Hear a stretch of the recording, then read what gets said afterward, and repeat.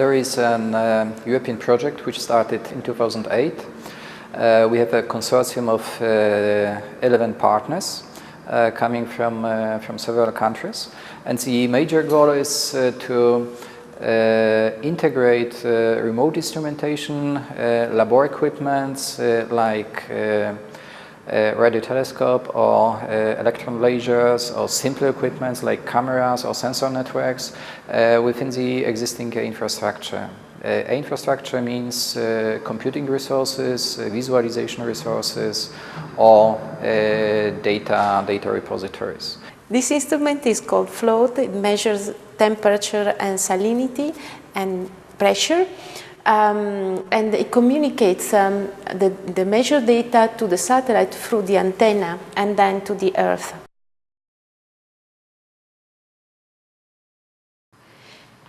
Floats are usually deployed from ships and they are left to drift freely with the currents. Once they are in the water, they descend to 350 meters, they stay for 4 days, they descend to 2,000 meters, and they profile up temperature salinity. When they are at the surface, they communicate with satellite sending the data. Then they go down again, and the circle starts again.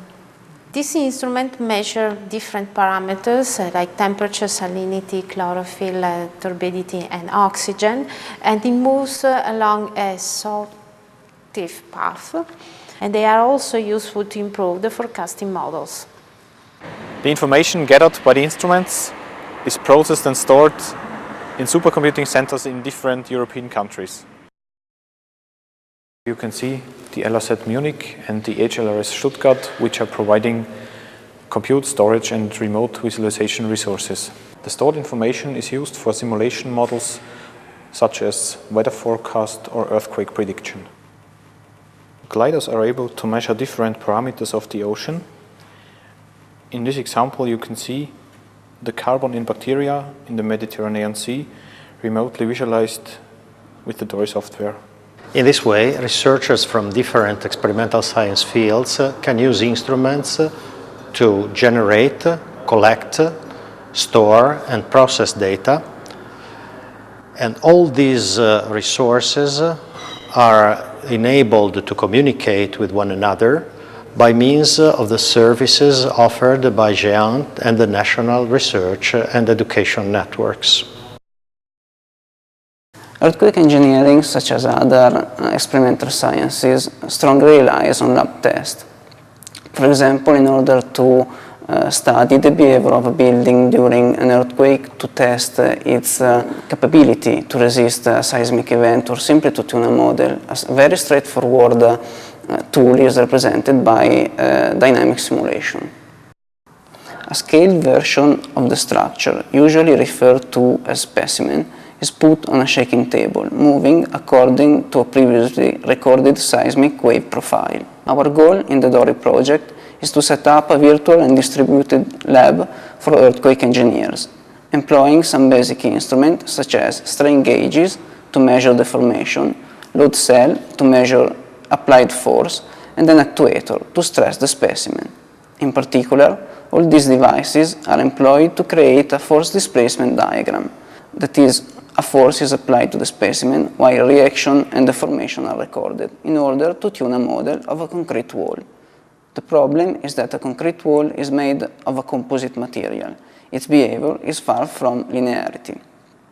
The optimization code starts from experimental data to find the best configuration of material parameter, solving a drift control problem. All instruments are controlled through the grid infrastructure, which represents also the platform storing data and performing all the computation. IH Cantabria is currently putting a huge effort in the development of the ORUS system.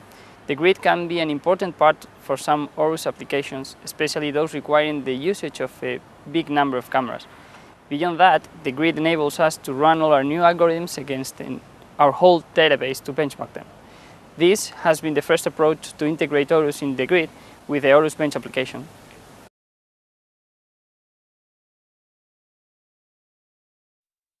The Electra laboratory is located not very far from Trieste, on the Carso near the town of Basovizza.